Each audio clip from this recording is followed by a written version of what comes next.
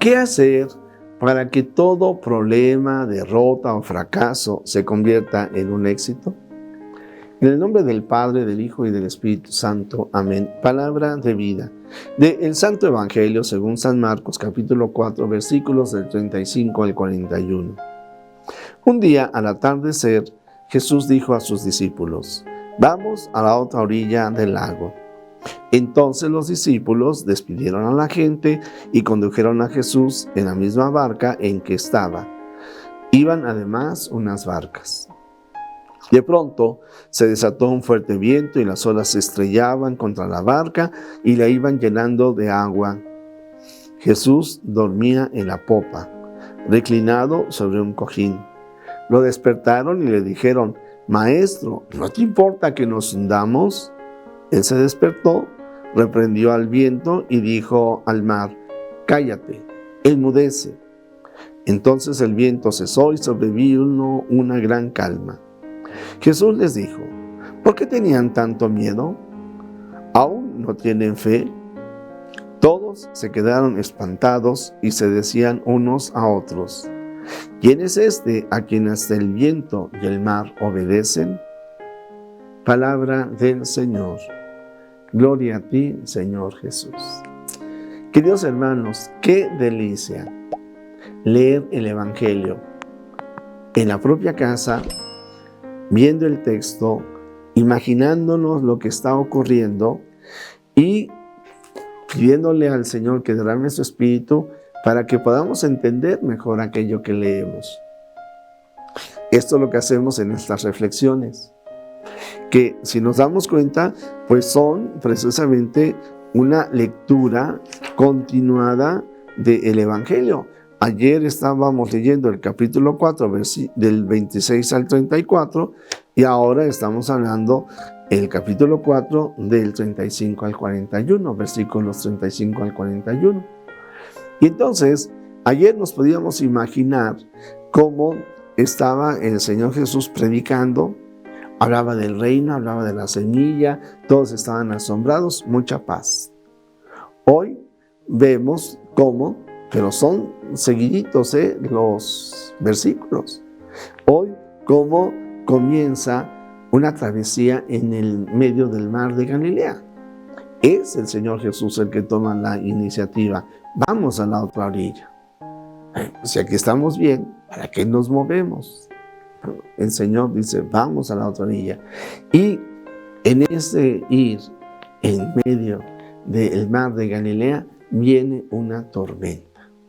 Y todos se espantan, Pero en un ratito todo cambió. De la paz, de la alegría, del gozo, de disfrutar la palabra del Señor. Bueno, hasta tenían miedo de que esa barca se hundiera. Y miren que los que tenían miedo eran expertos.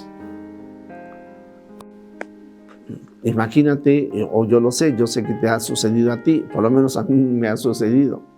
De repente llega un problema que yo digo: ¿y esto cómo lo resuelvo?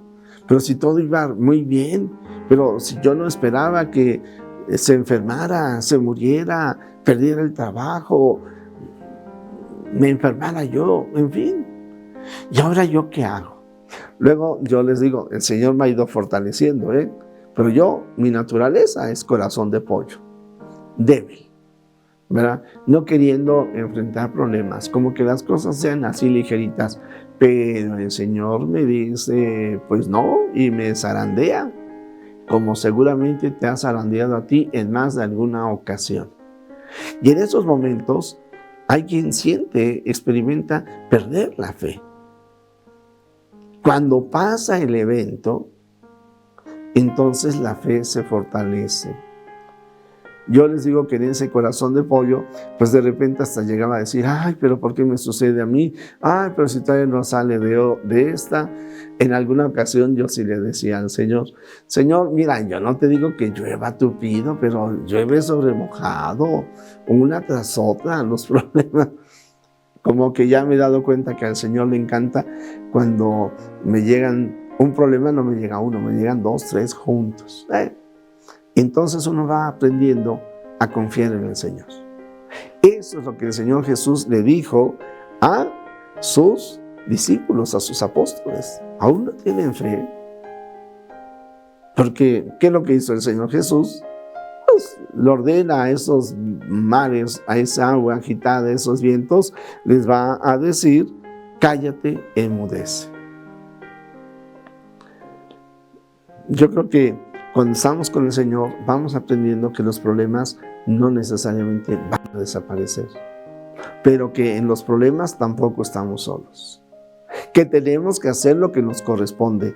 Nunca hay que dejar un problema a medias, hay que resolverlo, hay que afrontarlo, aunque no queramos.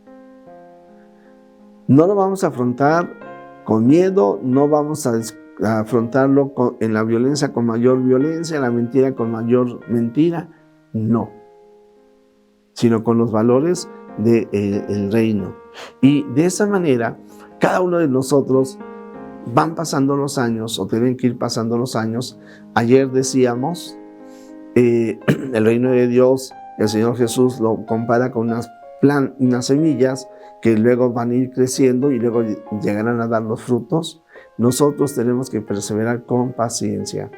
Tenemos que recordar que nuestra oración es: hágase tu voluntad.